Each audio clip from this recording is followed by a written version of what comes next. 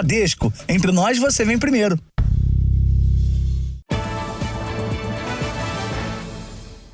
Olá, boa noite. Boa noite. Quase 7 mil carros foram roubados ou furtados na região metropolitana de São Paulo no mês de maio. É um aumento de mais de 20% na comparação com o mesmo período do ano passado. Esses roubos e furtos alimentam o mercado de desmanches clandestinos de carros. Wallace é motorista de aplicativo e teve o carro furtado em frente à casa dele. Imagens de câmeras de segurança mostram suspeitos se aproximando do veículo.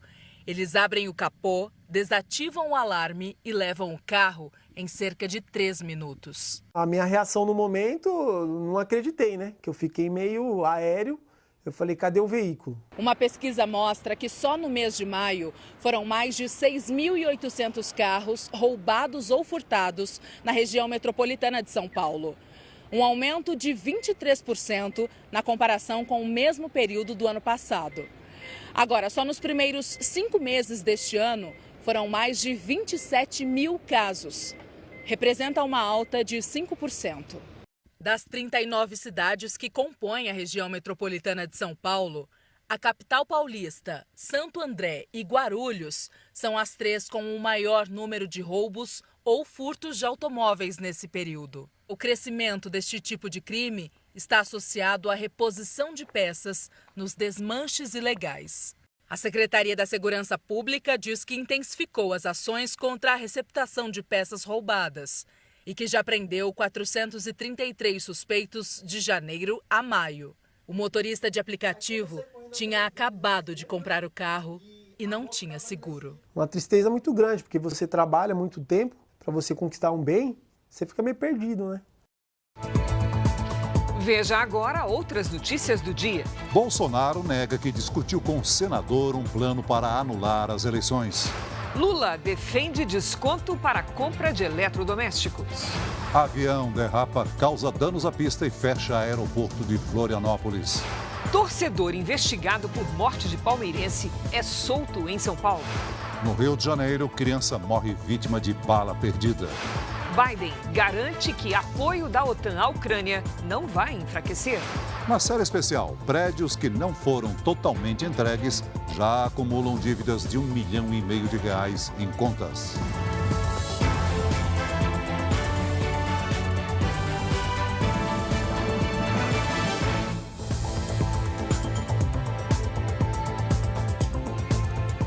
O número de pessoas em situação de rua no centro de São Paulo e que admitem a dependência de drogas quase dobrou no primeiro semestre do ano em comparação com todo o ano passado. O problema é complexo e não há solução fácil. Na área da assistência social, pacientes que saem da Cracolândia são atendidos num centro de acolhimento público. Eles estão espalhados por todo o centro da capital paulista. É triste, porque às vezes você vê uma pessoa assim, você quer ajudar, mas você não pode. Dados obtidos com exclusividade pelo Jornal da Record, via Lei de Acesso à Informação, mostram que cresceu o número de moradores em situação de rua que admitem ser usuários de droga no centro da maior cidade do país. Só nos 6 primeiros meses deste ano, 547 pessoas abordadas pelo Serviço de Assistência Social da Prefeitura de São Paulo se declararam dependentes e admitiram estar sob efeito de drogas. O número é quase o dobro do registrado durante todo o ano passado e quase 3 vezes maior que o de 2021. A Secretaria Municipal de Assistência e Desenvolvimento Social diz que intensificou os trabalhos no centro de São Paulo. Boa parte dos pacientes que saem da Cracolândia é atendida neste centro de acolhimento ligado à Secretaria da Saúde do Governo do Estado. Desde abril deste ano, já foram mais de 5 mil atendimentos. Muitas dessas pessoas chegam aqui intoxicadas pelo uso das drogas. Muitas dessas pessoas apresentam comorbidades psiquiátricas, além da dependência química, apresentam quadros graves como psicose. Para quem tem um familiar vivendo nessa situação, não é nada fácil. Zaira precisou internar os 2 sobrinhos de 28 e 30 anos para tratar o vício. Eu já tinha ultrapassado todos os limites. Chegou uma hora que não dava mais. A mãe deles não aguentava mais a situação. E nós estamos com muita fé e muita esperança. nós ajudamos também essas pessoas a encontrarem um local para morar, a buscarem trabalho, enfim, que elas possam se reabilitar de maneira completa e que elas possam dar continuidade à sua vida, uma vida efetiva, uma vida realmente cidadã. Francisco está há 4 anos na luta. Dependente de álcool e cocaína, ele foi morar na rua. Essa é a 3ª vez que ele busca ajuda no Centro de Acolhimento do Estado. Perdi tudo. Perdi emprego, perdi casa, perdi família. Agora ele tem esperança de um recomeço. Vou conseguir dessa vez. Vou me recuperar e vou largar a vício das drogas. Um menino de 11 anos foi morto hoje no Rio de Janeiro, vítima de bala perdida. Ele usava uniforme e estava a caminho da escola junto com a mãe. A Polícia Militar declarou que houve um confronto com criminosos. Uma testemunha deu outra versão. O desabafo da comunidade. Quando que isso vai acabar, gente? Quando que isso vai acabar? A revolta é pela morte de uma criança de 11 anos. Tirou a vida do meu filho pra quê, gente? Pra quê? Djalma Azevedo Clemente era portador do transtorno do espectro do autismo. Ele foi baleado a caminho da escola, de mãos dadas com a mãe. Eu criei ele desde pequeno. Não vai acontecer isso, é uma covardia. A Polícia Militar afirma que uma equipe foi atacada por criminosos durante o patrulhamento e que houve confronto. Mas os moradores rebatem essa versão. Um vizinho diz ter visto o momento em que a criança foi baleada. O carro dele também foi atingido. Foram só eles que atiraram, cara, tá?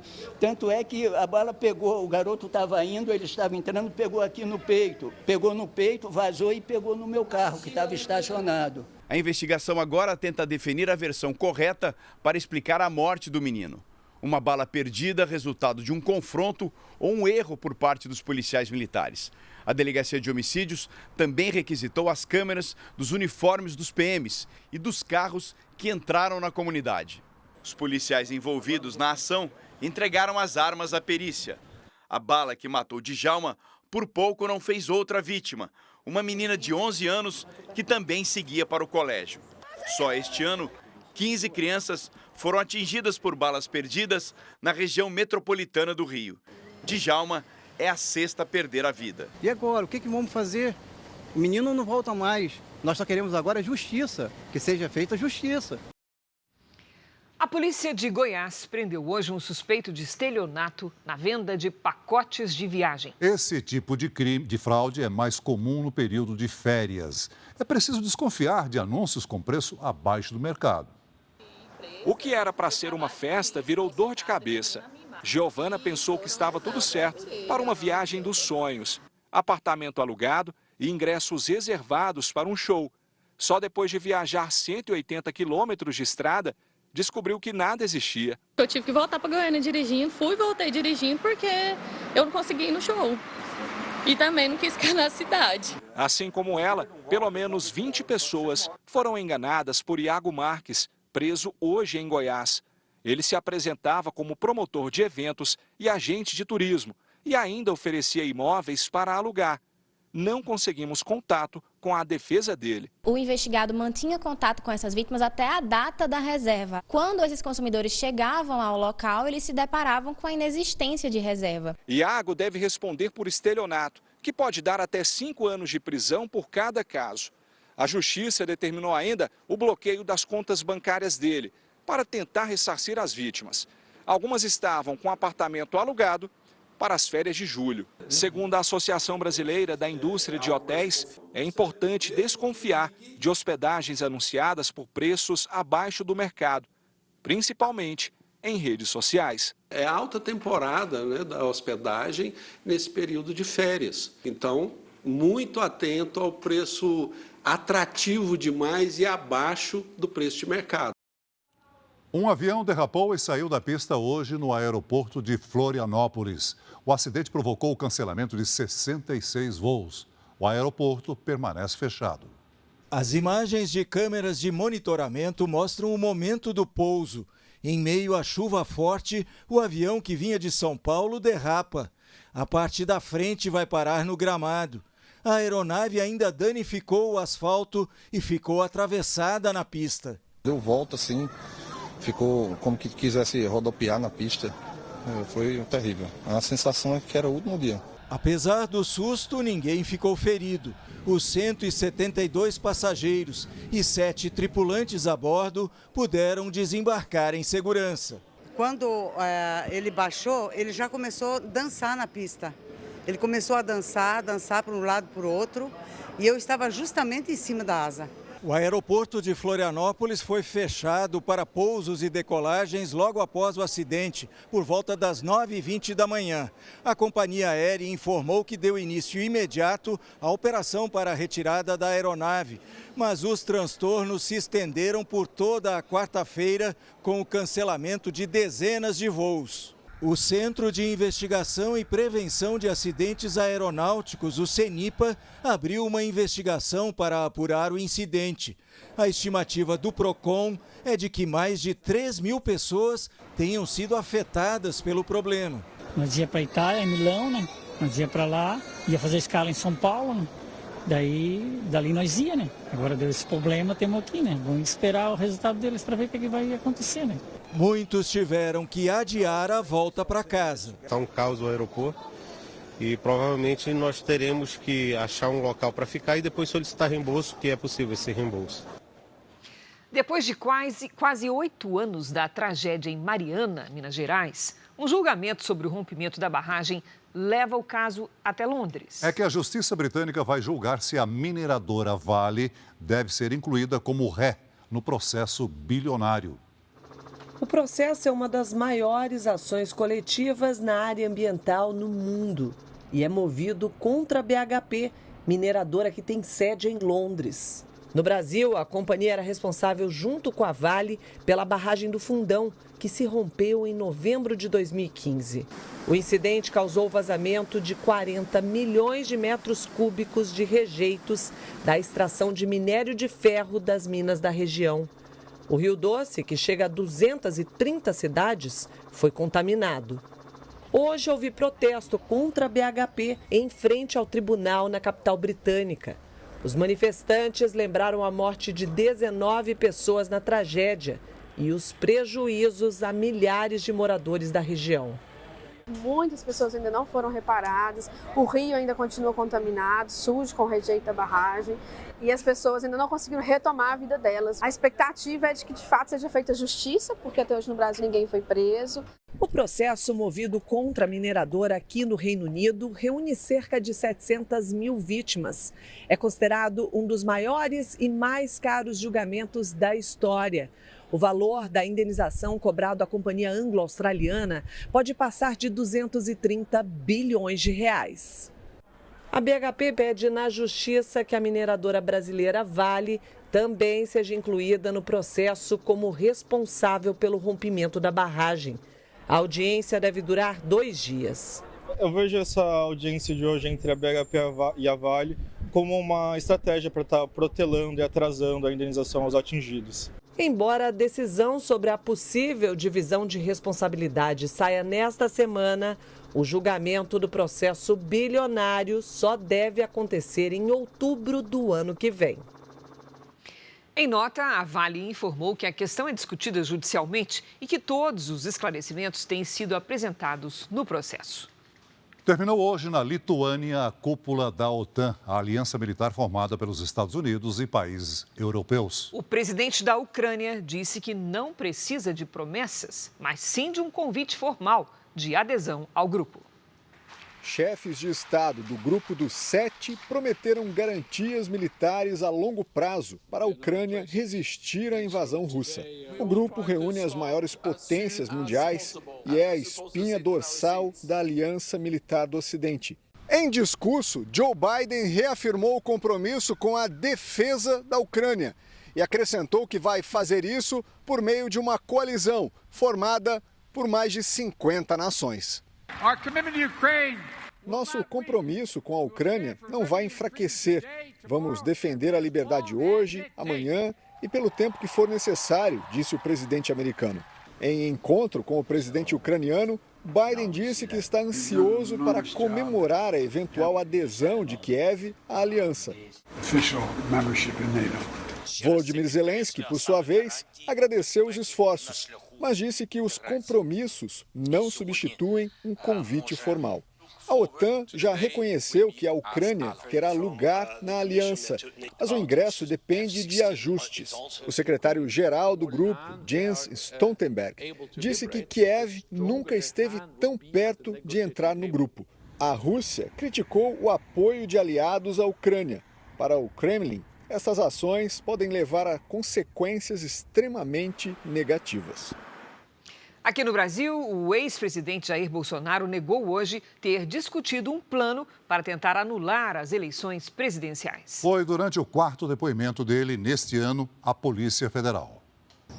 O depoimento durou pouco mais de 2 horas. O ex-presidente confirmou ter se encontrado com o senador Marcos Duval e com o ex-deputado federal Daniel Silveira no Palácio da Alvorada. O encontro, de cerca de 20 minutos, teria acontecido em 8 de dezembro do ano passado. E foi marcado depois de um telefonema de Silveira. No depoimento de hoje, Bolsonaro afirmou que antes da reunião na Alvorada, não mantinha contato com Duval. Segundo o ex-presidente, Daniel Silveira teria dito que o senador gostaria de tratar sobre algum assunto referente ao ministro Alexandre de Moraes, sem dar detalhes. Bolsonaro ainda negou que o nome de Moraes tenha sido mencionado no encontro. Esse foi o quarto depoimento prestado pelo ex-presidente à Polícia Federal desde que ele deixou o mandato. O inquérito investiga uma declaração de Marcos Duval transmitida numa live em fevereiro. O senador afirmou à época ter sido coagido por Bolsonaro e por Daniel Silveira a gravar uma conversa com o ministro Alexandre de Moraes ilegalmente, para tentar anular as eleições presidenciais do ano passado. Na saída da Polícia Federal, Bolsonaro afirmou que Duval deve responder pelo que afirmou. Não vou falar se ele inventou ou não inventou, ele que responda pelos atos dele, né? Ele foi levado ao Alvorada pelo Daniel Silveira, que me disse que ele tinha interesse em conversar comigo. Um assunto extremamente importante, né? E tudo que o Daniel Silveira sempre fez, né? No passado, tinha o nome Alexandre de Moraes. O ex-presidente também negou que tenha cogitado planos de golpe de Estado e criticou a comparação do ataque às sedes dos 3 poderes em janeiro com tentativa de golpe. Não existe terrorismo, tomada de poder. O que é isso? Num domingo? Se toma poder num domingo? Sem uma arma, sem um canivete, essas pessoas que não dão um golpe. O relatório da Polícia Federal sobre o conteúdo do telefone de Marcos Duval, ao qual a Record TV teve acesso, mostra que Bolsonaro teria respondido que o suposto plano era coisa de maluco. A PF concluiu que Daniel Silveira e Duval podem ter usado o nome de Bolsonaro para chamar a atenção para o caso e que as investigações devem continuar. A Comissão Parlamentar de Inquérito que investiga as pirâmides financeiras ouviu hoje o homem conhecido como faraó dos bitcoins. Ele está preso, suspeito de causar prejuízo bilionário com falsas promessas a investidores do mercado de moedas virtuais. Glaidson Acácio dos Santos participou da CPI por meio de videoconferência com a autorização da Justiça. Mesmo com permissão judicial para ficar calado, ele alegou inocência. Disse que não oferecia garantia de retorno do investimento aos clientes. Afirmou ainda que é capaz de pagar pelos prejuízos, mas que a responsabilidade pelos danos é da polícia. Nós temos o recurso, mas o recurso está na mão da Polícia Federal do Estado do Rio de Janeiro. Glaidson e mais 16 suspeitos são acusados de causar prejuízo a mais de 60 mil pessoas no Brasil e em outros países. Ele está preso no Rio de Janeiro desde 2021, acusado de estelionato. O prejuízo, de acordo com a Justiça, passa dos 9 bilhões de reais. Glaidson também é conhecido como faraó dos bitcoins. Ele já tem 200 milhões de reais bloqueados pela Justiça. De acordo com a polícia, os clientes eram atraídos com a promessa de remuneração de 10% ao mês, que supostamente viriam de investimento em criptomoedas, as moedas virtuais. Hoje a gente tem que ter um trabalho aqui de seguir o dinheiro, para que a gente possa, através da CPI, de uma nova legislação, de um compromisso aqui com a Polícia Federal, com o Ministério Federal, tentar reaver esse dinheiro e devolver às vítimas desse esquema de pirâmide financeira aqui dessa empresa. Também hoje, a CPI do MST aprovou 21 requerimentos. que incluem convites a autoridades de segurança pública da Bahia para prestar esclarecimentos sobre supostas invasões do movimento dos Sem Terra. A sessão foi marcada por bate-boca entre parlamentares da oposição e governistas. Se a senhora quiser agredir, use suas redes sociais, faça agora, respeite o parlamento, deputada. Esta é a última semana de trabalho da comissão antes do recesso parlamentar. Na primeira semana de agosto, o ex-líder do MST, José Rainha Júnior, vai ser ouvido pelos deputados sobre as invasões de propriedades particulares neste ano. Já a CPI, que investiga manipulações no futebol, aprovou um convite para ouvir o ministro da Fazenda, Fernando Haddad. Os parlamentares querem informações sobre a regulamentação da lei, aprovada em 2018, que criou as apostas esportivas no Brasil. Flagrante de explosão num posto de combustíveis na Grande Natal, no Rio Grande do Norte. O acidente aconteceu no momento em que o carro era abastecido com gasolina. 3 ocupantes da mesma família sofreram queimaduras e estão internadas. O hospital não divulgou o estado de saúde delas. A Polícia Federal prendeu 8 investigados por lavagem de dinheiro do tráfico internacional de drogas. 2 milhões de reais em espécie foram apreendidos, além de carros de luxo. A operação aconteceu no Rio de Janeiro, São Paulo, Santa Catarina e Rio Grande do Sul. Ao todo, 250 milhões de reais em bens foram bloqueados. Cerca de 100 manifestantes bloquearam os 2 sentidos da rodovia Regis Bittencourt, na Grande São Paulo. O grupo protestava contra a morte de 2 adolescentes numa comunidade que fica no entorno. A passagem de um ciclone extratropical deixa o sul do Brasil em alerta pela 3ª vez em menos de um mês. O novo ciclone deve atingir Porto Alegre durante a madrugada. A chuva de granizo provocou estragos em várias cidades gaúchas. Em Sobradinho, a 230 quilômetros da capital, mais de 2.000 casas tiveram telhados destruídos. Lonas foram distribuídas. Em Vera Cruz, ao menos 3.000 imóveis também foram atingidos pelas pedras de gelo. Agora, a região de preocupação para nós é a área metropolitana de Porto Alegre, região dos vales, Serra e Litoral Norte. O fenômeno chega ao estado pela fronteira com a Argentina. Em Novo Hamburgo, na região metropolitana, o comércio e a prefeitura liberaram os funcionários mais cedo. Este ginásio já está preparado para abrigar aqueles que precisarem deixar as casas. Sentiu em risco, viu que a água está chegando, não espere. Procure o serviço da prefeitura mais próximo da sua localidade para receber um auxílio. O avanço do ciclone é monitorado desta sala em Porto Alegre. É através destes equipamentos que a Defesa Civil acompanha a movimentação da tempestade que deve atingir a região metropolitana e o litoral norte gaúcho ainda nesta noite. Os ventos podem chegar a 110 km por hora. Rio Grande do Sul e Santa Catarina receberam um alerta de perigo do Instituto Nacional de Meteorologia. Escolas municipais de pelo menos 20 cidades gaúchas já anunciaram a suspensão das aulas entre hoje e amanhã. Este é o 3º ciclone a passar pelo Rio Grande do Sul em menos de um mês. Em junho, 16 pessoas morreram e milhares ficaram desabrigadas. Então, vamos conversar com a Lidiane Sayuri para saber quais são os detalhes destes alertas do tempo.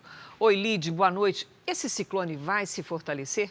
Olha, ele ganha força e avança muito rápido. Esse é o perigo, Cris. Boa noite para você, boa noite, Celso, boa noite a todos. O ciclone ganha força nas próximas horas e aumenta aqui as nuvens de tempestade sobre o sul do Brasil.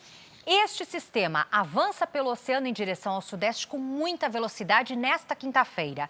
No sul, a chuva não dá trégua. O risco de alagamentos, ventanias de mais de 100 km por hora e granizo é alto até amanhã à tarde. Em São Paulo e em Mato Grosso do Sul, o tempo muda à tarde com ventos fortes e chuva. Do Rio Grande do Sul até o Espírito Santo, o mar segue agitado até o fim de semana com ondas de quase 5 metros. No litoral do Nordeste e no extremo norte, chuva fraca. Nas áreas claras, tempo firme e quente. No Rio de Janeiro, faz até 35 graus. Em Cuiabá, 36. Em Fortaleza e em Belém, máxima de 32.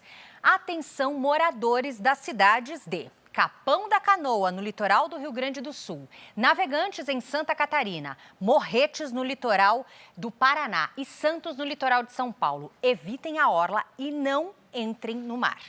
Em São Paulo, o tempo muda a partir de amanhã. Máxima de 23 graus nesta quinta, na sexta faz até 20. No Tempo Delivery, nós temos o pedido da Sirlene, que é de Nova Prata, no Rio Grande do Sul. Vamos lá. Oi, Sirlene. Olha, os temporais continuam. Cuidado com a ventania na próxima madrugada. De agora até sábado de manhã, a temperatura cai. E se quiser ver alguns floquinhos de neve, vá à Serra na sexta-feira. O Alexandre e o Roberto são de Salvador, Bahia. Vamos lá. Alexandre, Roberto, boa noite para vocês. Olha, o ciclone não mexe com o tempo por aí.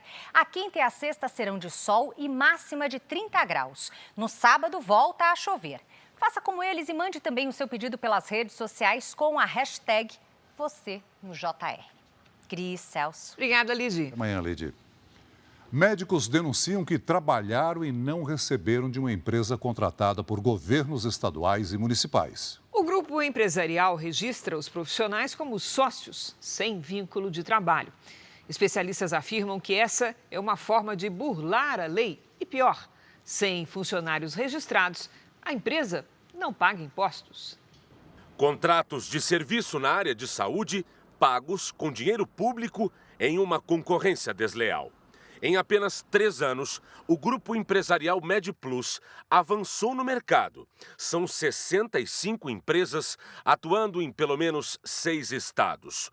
O grupo, comandado pelo médico Tiago Simões Leite e pela assistente social Viviane de Oliveira Souza, oferece vários serviços na área de saúde. Os contratos são assinados com governos estaduais e prefeituras. A MedPlus ainda é subcontratada por organizações sociais que vencem licitações públicas para prestar serviços. A empresa já fechou 2 contratos em Duque de Caxias, no Rio de Janeiro. Um deles no valor de 159 milhões de reais para serviços no Hospital Municipal Adão Pereira Nunes. Prestou serviços também no Hospital de Luisiânia, em Goiás, no valor de 588 mil reais. Recebeu ainda 3 milhões e 400 mil reais por ano por exames cardíacos em Tocantins. E ao menos 5 prefeituras de São Paulo, segundo o Tribunal de Contas do Estado, fecharam contratos com o grupo empresarial entre 2021 e 2023. Juntos, somam 231 milhões de reais. Processos trabalhistas de médicos contra a MedPlus trouxeram à tona o real motivo do grupo ser tão competitivo: a sonegação de impostos. A MedPlus registra os médicos como sócios, não como funcionários, como eles verdadeiramente são. Sendo assim, não pagam direitos trabalhistas nem impostos, numa concorrência desleal. É um crime de sonegação, é um crime de evasão fiscal que é previsto até com 5 anos de pena de prisão. A MedPlus registra os médicos como sócios de empresas já abertas pelo grupo numa modalidade chamada sociedades por conta de participação. Os médicos são sócios ocultos do negócio, apesar de atender nos hospitais e fazer plantões. Ele está tendo lá a supressão dos seus direitos de 13º, férias, outros tipos de encargo que possa ter. Não está se recolhendo INSS de nenhuma parte, nem dele e nem tampouco da empresa. Esse advogado de Minas Gerais representa médicos que processam a MedPlus porque foram dispensados e não receberam os direitos trabalhistas. Efetivamente estavam exercendo atividades laborais para a empresa. Eles tinham carga horária, subordinação, pessoalidade, enfim, eles tinham uma relação de emprego com a MedPlus. Em nenhum momento sobre uma sociedade de cotas de participação ou prestação de serviço.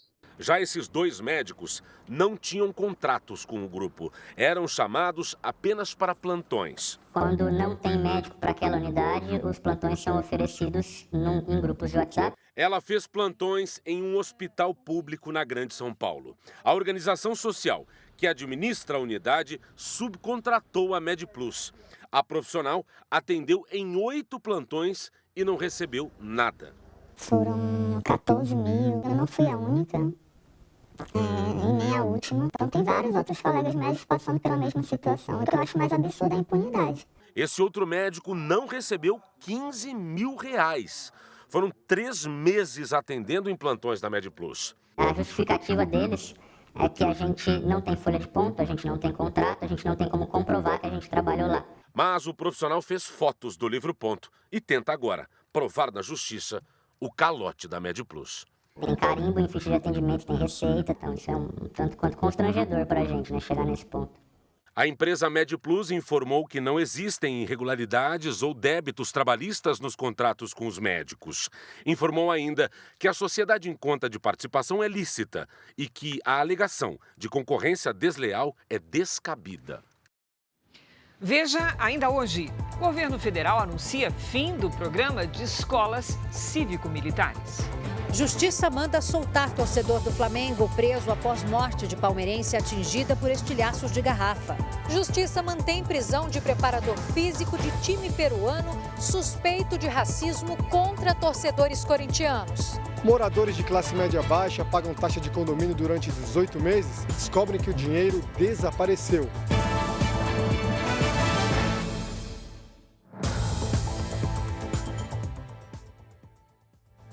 Foi solto hoje o torcedor do Flamengo que é investigado pela morte de uma palmeirense em São Paulo. Na decisão, a juíza criticou o delegado que havia prendido o suspeito e determinou que outra equipe assuma o caso. Leonardo Santiago deixou o centro de detenção provisória no fim da tarde. O torcedor do Flamengo foi solto após a juíza Marcela Raia de Santana atender ao pedido do Ministério Público. O documento aponta falhas nas investigações do caso. Gabriela Anelli, de 23 anos, estava do outro lado do portão. Ela morreu após ser atingida por estilhaços de uma garrafa de vidro. Leonardo vestia uma camisa do Flamengo no dia e afirmou em depoimento que jogou pedras de gelo nos palmeirenses. Com base nesse relato e nas imagens, o promotor Rogério Zagallo afirmou que, ao que tudo indica, a garrafa que teria gerado a morte de Gabriela não foi lançada por Leonardo, mas pelo torcedor de barba e camisa cinza. O Leonardo em nenhum momento foi flagrado com sequer uma garrafa na mão, tampouco atirando o tal objeto que causou a morte da jovem palmeirense. A juíza também aceitou outro pedido do Ministério Público. A partir de agora, as investigações do caso serão conduzidas pelo Departamento de Homicídios e Proteção à Pessoa, o DHPP. Ela tomou a decisão com base na alegação do promotor de que a prisão de Leonardo Santiago foi precipitada. A magistrada afirmou ser lamentável a postura do delegado de polícia César Saad, que se mostrou assodado e despreparado para conduzir as investigações, e revogou a prisão preventiva. A juíza também proibiu Leonardo de deixar Duque de Caxias, cidade onde mora no Rio de Janeiro, por mais de 8 dias, sob o risco de ser preso novamente. Nós entendemos que a prisão deveria ser relaxada, que ele não deve ser aplicado nenhuma medida para ele, pois ele é inocente. A justiça manteve preso o preparador físico suspeito de racismo durante uma partida da Copa Sul-Americana em São Paulo. Testemunhas afirmaram que o integrante da delegação peruana imitou um macaco para ofender torcedores do Corinthians. Este é Sebastián Avelino Vargas, preparador físico do Universitário. Ele é uruguaio e foi preso em flagrante no estádio do Corinthians, porque teria imitado um macaco para provocar torcedores do clube paulista. Hoje, durante a tarde, o uruguaio passou por audiência de custódia aqui no Fórum Criminal da Barra Funda, em São Paulo. A justiça decidiu converter a prisão em flagrante em prisão preventiva. Agora, em teoria, ele deve continuar preso até o fim das investigações ou até nova ordem judicial. O crime de racismo é inafiançável. Em depoimento à polícia, Sebastián negou as acusações. Ele disse que estava recolhendo o material de trabalho quando sentiu uma cuspida no pescoço. Depois disso, na versão dele, se virou para a torcida com braços abertos para reclamar. O universitário defendeu o profissional. Repudiamos esse tipo de humilhação por parte das autoridades brasileiras que pretendem, sem nenhuma prova, realizar prisões arbitrárias. Já o Corinthians disse que não vai se manifestar. O clube brasileiro venceu por 1-0 e volta a enfrentar o Universitário terça-feira que vem em Lima.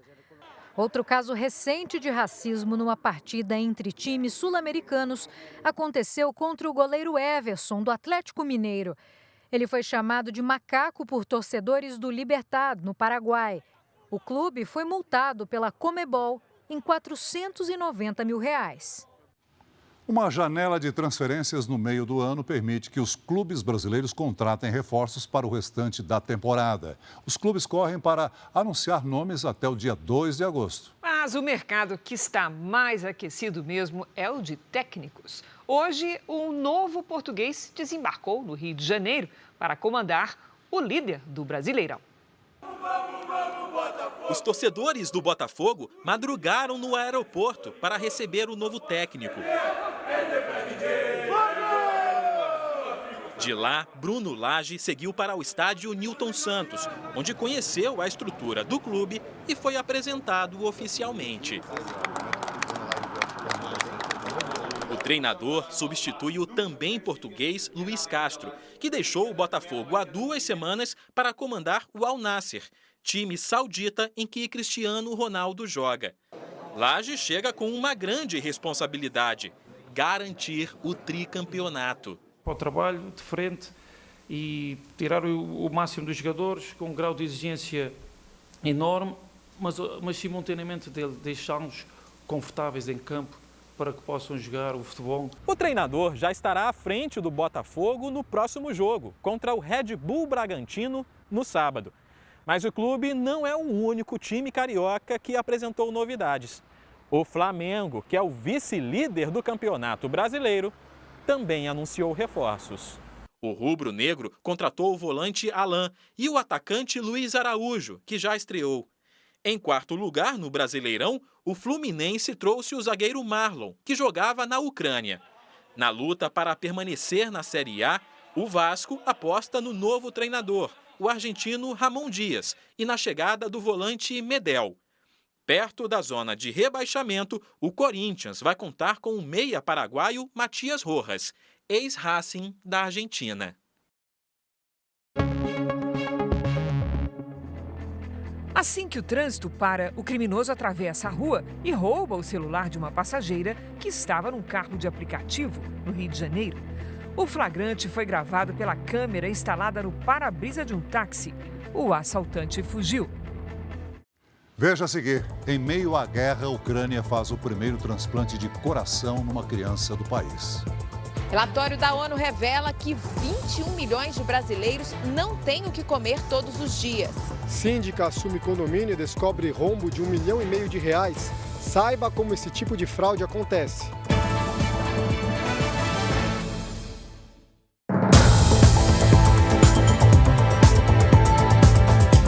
Um projeto de lei pode permitir que a polícia francesa tenha acesso a informações de celulares de suspeitos. A medida aprovada pelos deputados faz parte de um amplo projeto de reforma do Poder Judiciário da França. Em uma das propostas, a polícia pode ser autorizada a ativar remotamente a câmera do celular, o microfone e o GPS dos telefones e também de carros dos suspeitos. A medida permite ainda que sons e imagens sejam gravados. O Ministério da Justiça da França garantiu que o monitoramento só será feito em casos extremos, como em investigações contra o terrorismo e o crime organizado. Japão e Coreia do Sul denunciaram o lançamento de um míssil de longo alcance pelos norte-coreanos. O foguete caiu no mar do Japão sem provocar estragos. Para Seul, o lançamento é uma provocação e prejudica a paz na Península da Coreia. O Parlamento Europeu aprovou uma nova legislação para a proteção ambiental e o combate à crise climática. O plano prevê a reabilitação de 20% das biodiversidades terrestre e marinha nos países do bloco até 2030. Novas imagens mostram o momento em que o garoto brasileiro Brian Barbosa, de 14 anos, é atropelado em Nova Jersey, nos Estados Unidos. O motorista da van fugiu sem prestar socorro e acabou preso em casa. Morreu aos 94 anos em Paris o escritor tcheco Milan Kundera. O comunicado informa que o autor do livro A Insustentável Leveza do Ser enfrentava uma doença há vários anos, mas não revela qual. A causa da morte também não foi informada.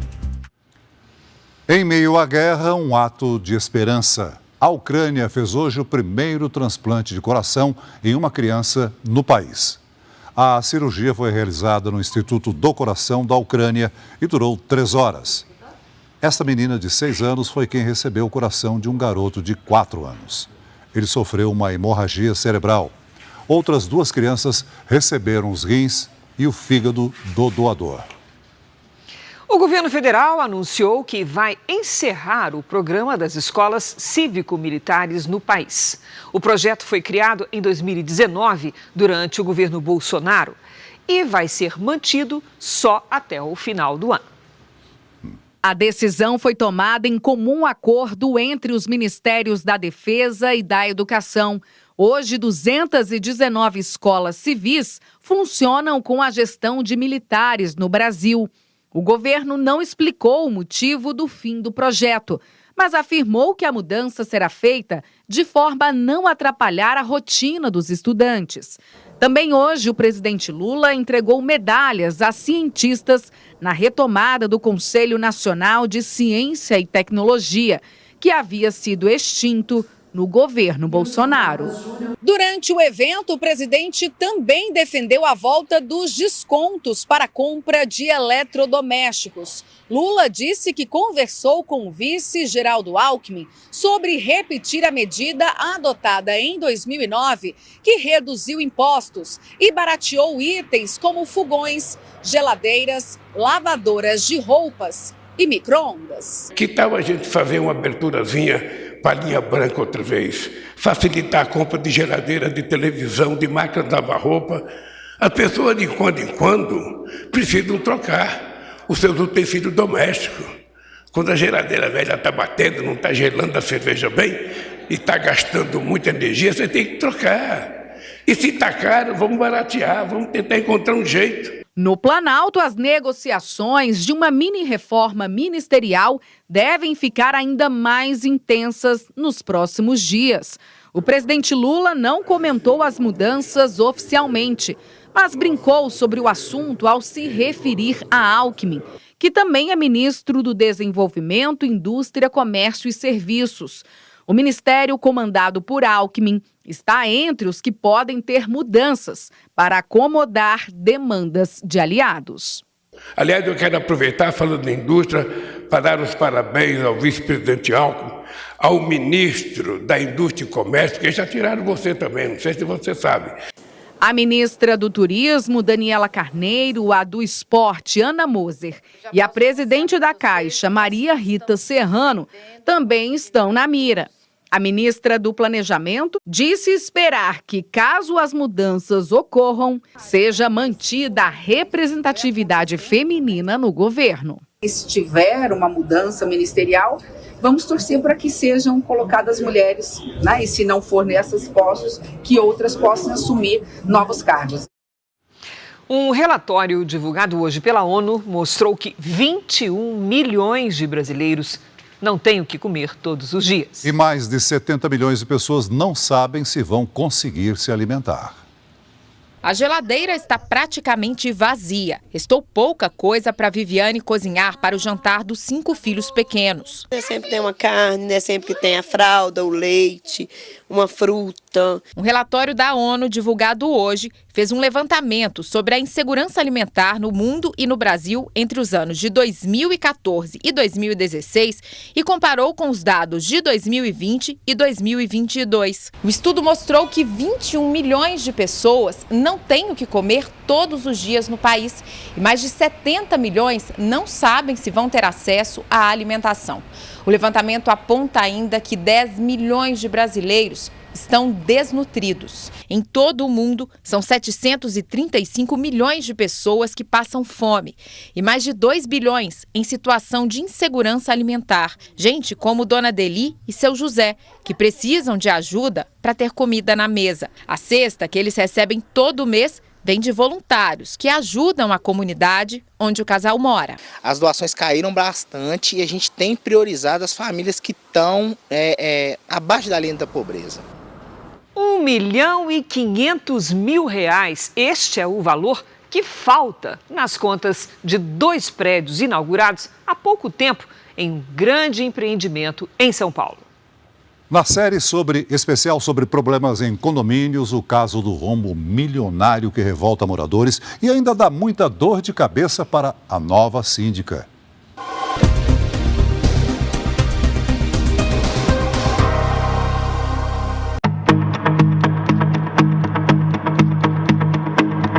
Moradores sem saber para onde foi o dinheiro.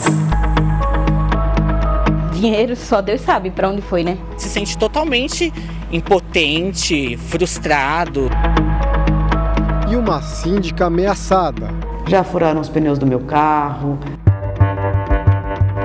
Karina é síndica desses 2 condomínios há 1 ano. Esse é um projeto grandioso, ainda não finalizado em São Paulo. Pela internet é fácil conhecer o empreendimento. Serão nada menos que 17.900 unidades de apartamentos. Pelos cálculos, 60 mil pessoas vão viver aqui. A animação para a venda é atraente.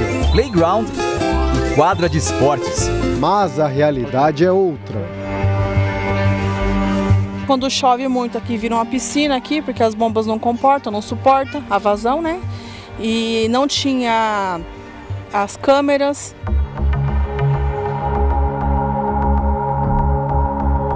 Além de atrasos e falhas na entrega, os moradores notaram algo ainda mais estranho com as empresas contratadas para os serviços de síndico e de administração. Sempre colocavam empecilhos, obstáculos para prestar contas. No meio do ano passado, depois de 18 meses no cargo, o síndico e a administradora terceirizados foram destituídos em assembleia. E Karina foi eleita para ocupar a gestão dos prédios.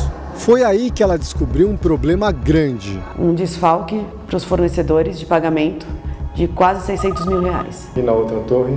Quase 900 mil reais. Para onde foi esse dinheiro? Não sei. Com as dívidas, o dia a dia nos condomínios se tornou caótico. Muitos prestadores de serviços sem receber já não apareciam mais para trabalhar e a limpeza das áreas comuns do condomínio se tornou tarefa para os próprios moradores, desde a faxina do hall de entrada até a retirada de sujeira dos corredores. Os elevadores ficaram meses sem manutenção, os prédios não tinham sequer extintores ou equipamentos de segurança e na área externa todos tiveram que se organizar em mutirão para cuidar do jardim. Eu limpava o meu hall de elevador. Flávia foi uma das primeiras moradoras do prédio. O apartamento de cerca de 45 metros quadrados, para ela, significa a realização de um sonho. Trabalhei 15 anos nessa empresa que eu trabalhei para conseguir, ralei bastante para conseguir. Meu marido trabalha em 2 serviços para poder a gente manter isso aqui. Mas assim como os outros, ela está inconformada por arcar com contas que já deveriam ter sido pagas. Dinheiro só Deus sabe para onde foi, né? Só sei que quando a Karina entrou, a gente estava com muita dívida. Esta ata de um dos condomínios mostra que quando os suspeitos de sumir com o dinheiro foram destituídos há 1 ano, a dívida era de 881 mil reais.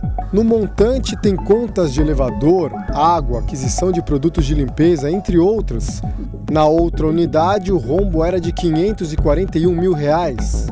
Os moradores pediram explicações sobre os gastos. Segundo a ata, os papéis enviados não permitiram fazer qualquer análise e então eles decidiram contratar um advogado e entrar na justiça para que a Rashkorsky Governança em Condomínios e a administradora JLL fossem obrigados a, enfim, prestar contas. O que aconteceu com o dinheiro? De fato, nós não temos essa informação de forma concreta, já que as prestações de contas não eram feitas da forma adequada. Quando o síndico é mal intencionado, primeiro ele trabalha trazendo pouca informação para os condôminos, de forma não transparente. A única forma de se recuperar é ingressar com uma ação judicial, algumas vezes uma ação indenizatória, algumas vezes uma ação de prestação de contas para que ele preste as contas daquilo que foi feito. A JLL, em nota, disse que deixou de ser administradora dos 2 prédios em julho de 2022 e que toda a documentação relativa à prestação de contas foi entregue. Já a Rashkorski, gestora de condomínios, não respondeu aos nossos contatos. O Brasil tem mais de 500 mil condomínios. Os valores arrecadados são altos e as prestações de contas nem sempre precisas. Uma das fraudes mais comuns em condomínios é o pagamento de comissões em obras ou serviços, que funciona assim. Para garantir o negócio, as prestadoras se aproximam dos síndicos e oferecem uma participação no contrato. O valor da fatura, claro, fica mais alto. A empresa e o síndico ganham dinheiro e o condomínio paga a conta. Adir é síndico morador desse condomínio há 2 anos. Ele já fez mais de 100 aquisições no cargo e ainda se assusta com a forma das negociações feitas entre o prédio e os fornecedores. A cada 10, 8 oferecem alguma coisa em troca e a gente sempre acaba repudiando essa oferta, né? Parece que já está embutido na conversa, sabe? Não tem nem vergonha de falar. A síndica profissional, que encontrou um rombo nas contas dos 2 enormes condomínios, conhece essas manobras e sabe como elas afetam o sonho de quem busca a casa própria. Muita gente trabalhou a vida inteira para juntar seu FGTS e comprar um apartamento aqui. E não ter o sonho da harmonia, do bem viver é muito triste.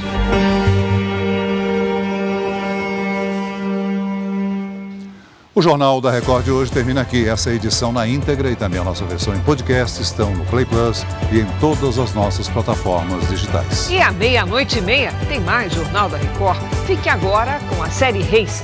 Logo depois tem a novela Jesus com um capítulo especial, a ressurreição de Lázaro. E em seguida, a grande conquista, com eliminação ao vivo. Ótima noite para você. Boa noite.